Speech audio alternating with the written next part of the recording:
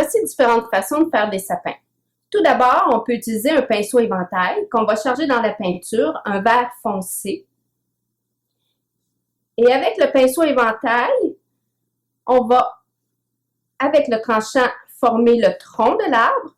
Puis avec le point du pinceau, on va commencer à former le sapin en tapotant le bout des poils.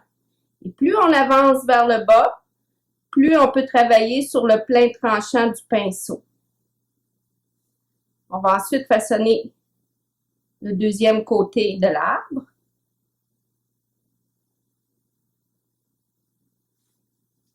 On peut recharger entre-temps si nécessaire.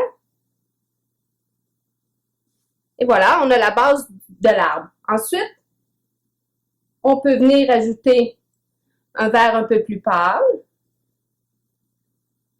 Et on refait la même opération sans toutefois cacher complètement le premier vert foncé. Et si on veut cacher au centre le tronc qu'on a fait au départ, on peut juste revenir tapoter légèrement avec la pointe du pinceau pour harmoniser le tout. On peut également faire un sapin avec un pied de biche. Un pied de biche, c'est comme un pinceau rond avec une coupe en diagonale. Pour faire un sapin avec le pied de biche, on va tapoter dans la peinture, on va enlever l'excédent et ensuite, on va venir faire notre tronc comme le premier sapin et on va ensuite façonner notre sapin en tapotant la peinture. On revient de l'autre côté. Et voici le sapin au pied de biche. On peut ensuite ajouter un vert bleuté si c'est un sapin d'hiver. On refait la même chose des deux côtés en laissant transparaître nos deux couleurs. Et on va finaliser en tapotant légèrement du blanc sur le dessus des branches pour en faire notre sapin d'hiver. Plus on ajoute de couleurs à un sapin en partant d'un vert foncé vers le vert pâle jusqu'à la neige, plus le sapin va avoir l'air fourni avec une belle dimension.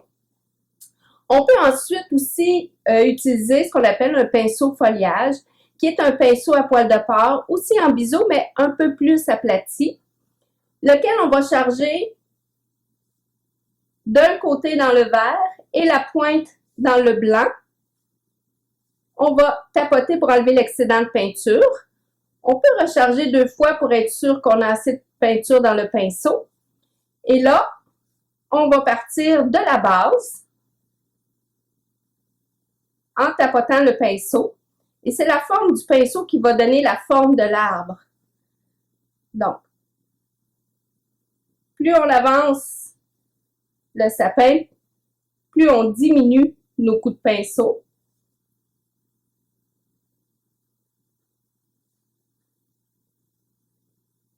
Et voilà. Et ensuite, on peut corriger aussi la forme de l'arbre.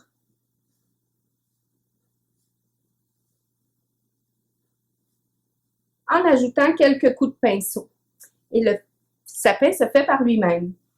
On peut jouer avec les couleurs. Si on est en été, on peut jouer avec des verts foncés, des verts antiques. Et si on est en hiver, on peut aller plus vers des verts bleutés et ajouter de la neige. Voilà! N'oubliez pas que pour faciliter votre travail, vous pouvez toujours tracer la forme de vos sapins avant de les peindre.